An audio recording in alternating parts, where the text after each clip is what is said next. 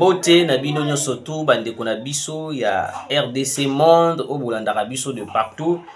Et puis Mbotepe, na maman présidente Pauline Lumumba, ou Azo Kolanda Biso depuis quelque part. Et puis Naba abonnez Nyosotu, il y a RDC Monde. Bienvenue sur votre émission, place au Wapito sur la carte de développaka. Touye Awa, la nouvelle vient de tomber. Très chers abonnés, en ce moment, la communauté internationale va pousser très loin. Va pion à bango. Va comme surtout comment est-ce qu'ils vont déstabiliser Tshisekedi. Alors, dans le cas de sujet, tout d'abord, une fois de plus, c'est de partout. La nouvelle vient de tomber. La nouvelle vient de tomber. Le président de la République, en ce moment, il est menacé dans les mois pour Sakanati. Beaucoup ont idée le président Félix Antoine Tshisekedi, en ce moment, il est menacé. Oui, il est menacé. Ah, Bandeko Nangai Tshisekedi. Tshisekedi a mis en cause les Occidentaux.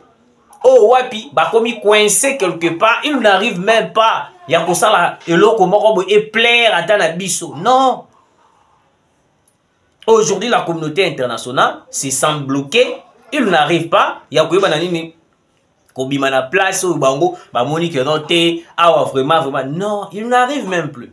Il besoin de souster. Ils ont pas si. Ils ont tellement pas si. Mais Bandeko Nanga, tout d'abord, je vais commencer par les sujets en question. Oh Wapi et Salibiso passe ma casse. Torchon brûle, ça chauffe. Macron attaque Fachi. L'Union européenne Batelemi balobi non. Na minute yo, nous avons compris déjà les stratégies n'engezo kende makamde ngela komi ko kendele. Tshisekedi est catégorique sur sa décision. Ils ne veulent plus reculer parce que batindeli biso ambassadrice na bango aye awa Tamlin.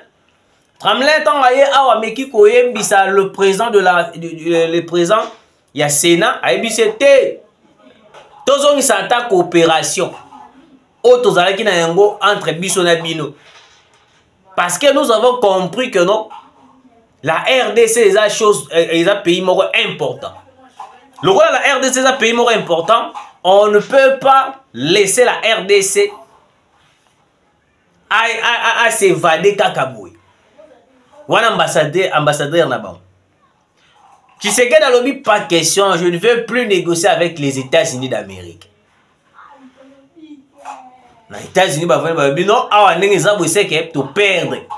Joe Biden a le but, c'est la dernière carte, tu m'auras photo ça là. Oh, celui qui sali en tu sais que directement, il va aller négocier directement avec le Rwanda, directement avec le M23 AFC à Corneille Nanga. Ok? Ok. Joe Biden a planifié voyage une fois qu'il y a en Angola pour y avoir Solana, Joe Nana Lorenzo. Ce qu'on a mis dit l'Union européenne à l'Obiboui.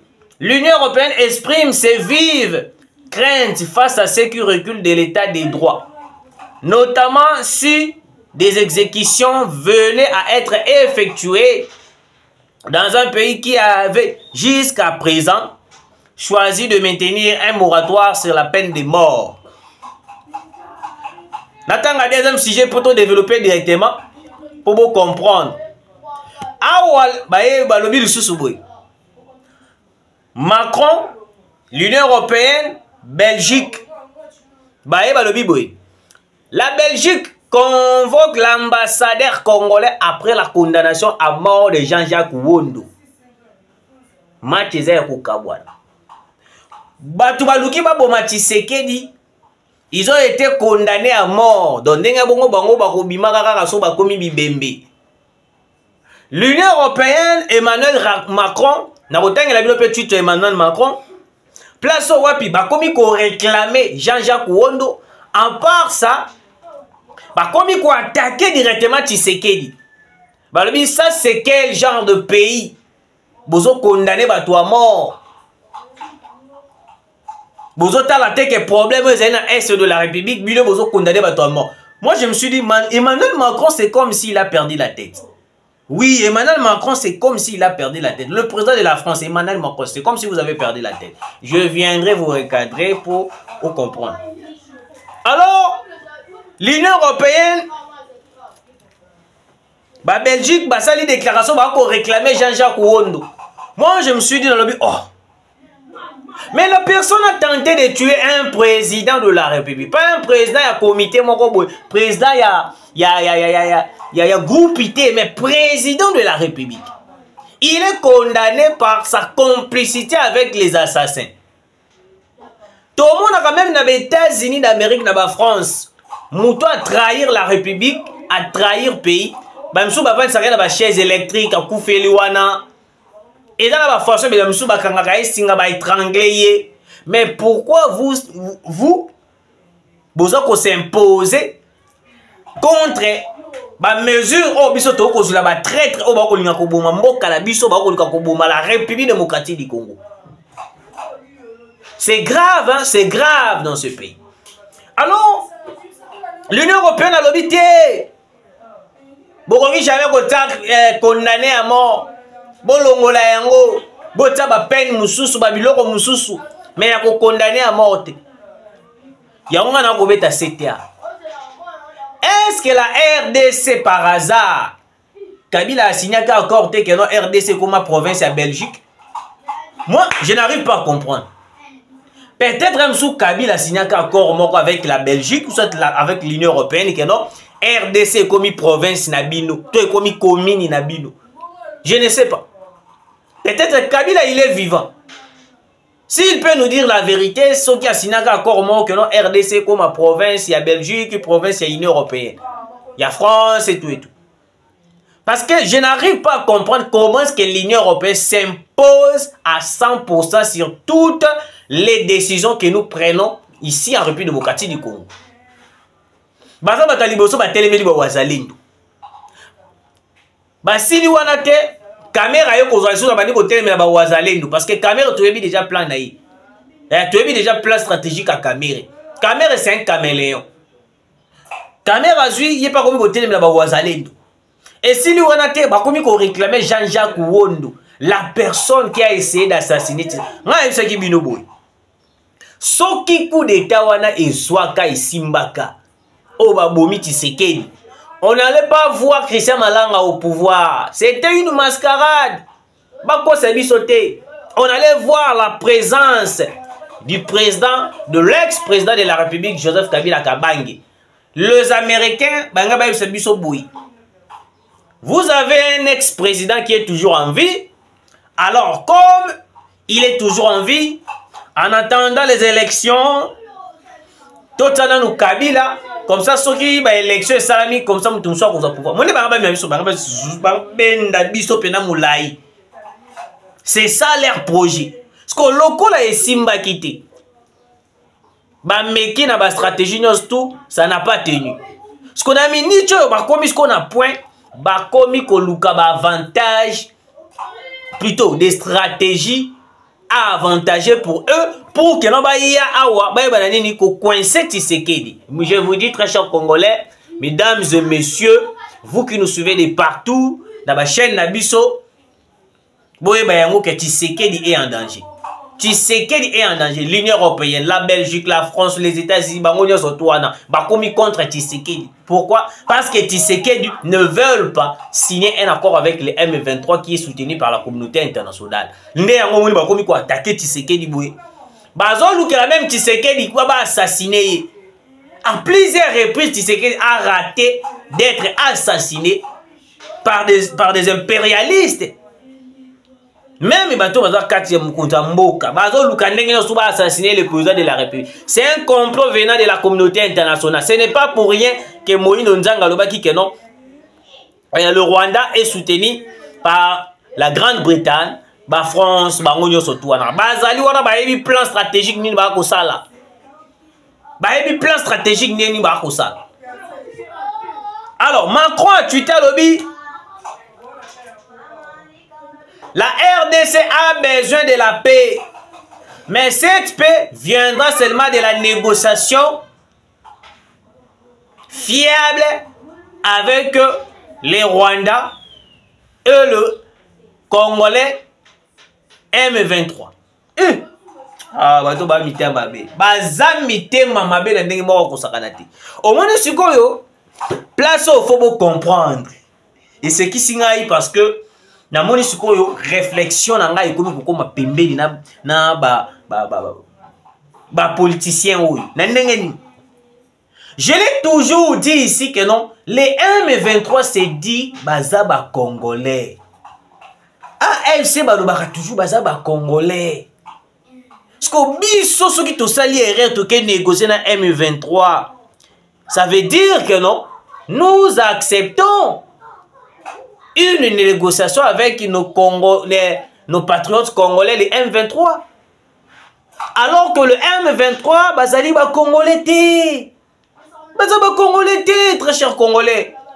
Parce que la communauté internationale batikala na contexte moko na mutu na bango au Paul Kagame atsa bango ezali que non M23 eza ba Congolais. Siko biso sikoyo poto ki ma complot ya Paul Kagame. Et kosenga to boycotter toute négociation directe avec le M23 AFC.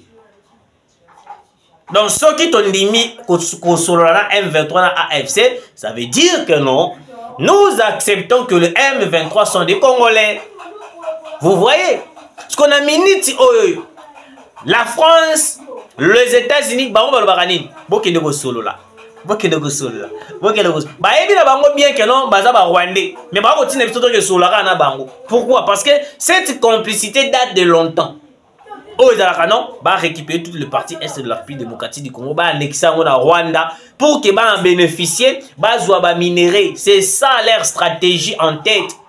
Parce que le coup là Tshisekedi est un stratège. Tshisekedi est un diplomate très professionnel. Atali de l'Olobité. Tout d'abord, premièrement, les M23, ce n'est pas eux qui nous attaquent directement. Les M23,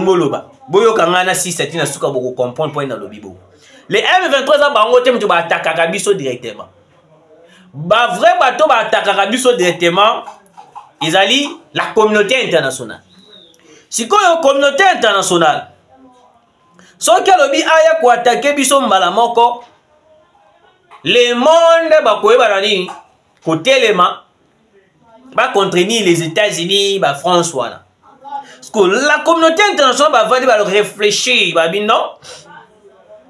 Il faut tout ça mutu moko bo liboso azo ko attaquer biso tozaka na sima ndenge basala musée Laurent Désiré Kabila tanga ye kozwa pouvoir albino fona ki ne ko renverser Mobutu bata musée liboso babotoli mbeli munduki babotoli nyoso bateka liboso babi musée yo kendaka na yo kaka biso moko tozana mandoki na sima.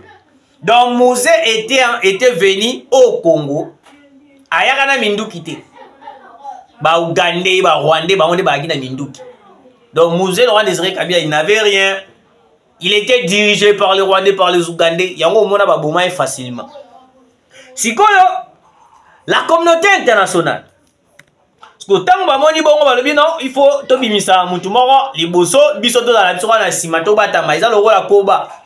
Abimise longi mena kati na ye ayebe loni na zoboma. Alors bangonde mutu bataka kabiso la communauté internationale. Le Rwanda est juste dirigé, est juste manipulé par la communauté internationale. Tibo comme on a un moro ba résistance na makamuto ko sula na Rwanda. Ce n'est pas vraiment le Rwanda qui est en train de résister na makamuto de kana Rwanda, mais c'est la communauté internationale, très cher Congolais. La communauté internationale. Parce que yoka piège ni bazo tsa Tshisekedi. Oh, bazo lukaba assassiné Tshisekedi. Boyoka, grande révélation.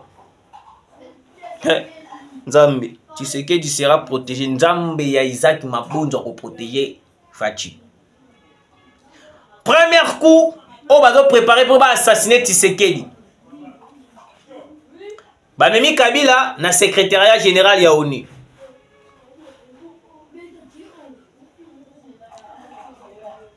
Basilisi Basololi dans tout le pays. Où est la relation à RDC? batie bango langage moko. Langage eza nini? Dialogue. Dialogue.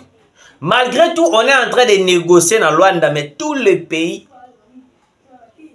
on va manipulé par les États-Unis d'Amérique, basé dans le langage moko. Dialogue. Dialogue. Ok? Ce qu'on a quand il y a un dialogue, wana. Et qu'on sengana, ce qui va ser ici processus n'y surtout. Boyoka, boyoka. Prenez cette petite partie, botine de la yango mokonzamboka pour que mokonzamboka sala au courant. Ce qui te sololi na Luanda, te sololi na Luanda, te sololi na Luanda ici mité. Ou soit te sololi, te compromis à malungate. Bakolinga ba sala nini? Ba bengisa le deux chefs des deux États, moko par moko. Bako bandana Paul Kagame. Ba bengi non Paul Kagame yaka, ba sololi na Luanda kuna tata. Et puis, Tshisekedi sous sa kei. Siko kunini o bango bako préparer. Boko se rappelé en 1994, ou 1994, comment est-ce que Kagame avait fait un coup tragique? Il y a bombardé l'avion à Biarimana. Beaucoup remarqué ces derniers temps le président de la République, Abandani Koukindi trop Angola. Ils ont vendre un mois ils ont les cartes Tshisekedi à Angola. Un mois ils ont les cartes Tshisekedi à Angola. Parce que depuis que le président de la République avait compris déjà la complicité de l'Angola dans le dossier Oyoyo, Tshisekedi a kendara so Angola te. Angola Brazza a kendara lisusu. Na invitation na ko ça beaucoup comment commenter. Bon ça a raison. Depuis Mamakamo, depuis Tshisekedi avait compris la complicité de l'Angola na Brazzaville. Beaucoup remarqué Tshisekedi Angola Brazzaville a kendara osunda do kendete. Parce que zalaka ka so to vandi muke un mois boy. To 2 semaines 3 semaines mokonzamboka ki Angola. Un mois 2 semaines mokonzamboka ki Angola, toi qui Brazzaville. Depuis qu'on avait compris cette grande complicité de l'Angola na kata dossier au na Brazzaville, tu sais qu'il ne se rend plus na Angola ni au moins na Brazzaville. Parce que plan les années na minute yo les Américains ba comme une idée ba sala massacre moko qui va coûter le Congo trop cher. Souci na bango comme une minute yo ba abattre l'avion du président de la République. Souci na bango la minute yo. Parce que c'est le seul moyen où permettre bango ba contrôler Kinshasa. Parce que ceux qui Tshisekedi a profité, Tshisekedi a toujours en vie. Je vous dis, tout le président de l'Occident bakoya, mais tu peux négocier té. Tshisekedi a monté ma makasi na ndege moko na ebité soki babotere na mwani ni mokonzamboka Félix aza mutema makasi moko soka zui décision surtout so eza na avantage ya mboka aza mutema makasi na ndenge tela kaka ambassadrice na bango ya États-Unis d'Amérique yeti na Congo pona kosa geno ya fukami asenga pardon tozonge la coopération mais Tshisekedi aboyi siko na minute bakomi ko préparer baye bana ko assassiner baye bana ko bombarder même avion ya président de la République yango tokobela mokonzamboka Félix Tshisekedi. Il ne faut jamais se rendre dans Luanda, quel que soit ma ici. Parce que toyebi, par contre, rendu moussou se copé sa mafo, président, on va sur place. Beaucoup de ça a raison. Les loto lobby, beaucoup de ici, président de la République, Paul Kagame. Na li on est au Kindem. Parce que n'est pas besoin de n'avoir même la macambeza que non. Boye, il y a président de la République, ton retour, il y a président de la République vers Congo, il va abattre l'avion du président de la République. Parce que, Bamoni Tshisekedi dans affaires. Tshisekedi Moutema Libanga. Quand il prend la décision, c'est fini. C'est fini, hein, c'est fini. Quand il prend la décision, c'est fini. Alors, maintenant, na kati ya plan na bango ya ko assassiner Tshisekedi. Mokonzamboka et l'autre Betara c'était pas question de se rendre en Angola ni na Brazzaville en ce moment parce que Batoana bakomi koluka ona bandenge nyoso. La Belgique convoque l'ambassadeur de la RDC. Yeah!